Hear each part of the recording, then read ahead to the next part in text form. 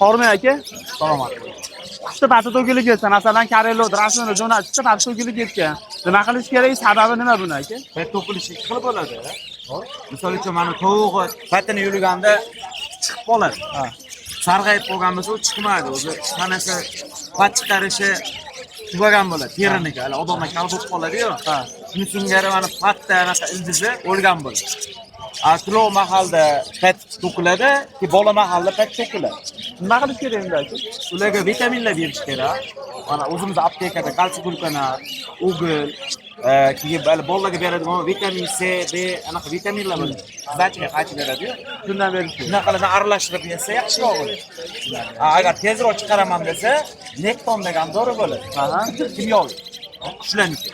Shulardan biz tezroq chiqadi. Yo bo'lmasa, meva-cheva berish kerak. Yaxshisi. Tabiiy. Tabiiy.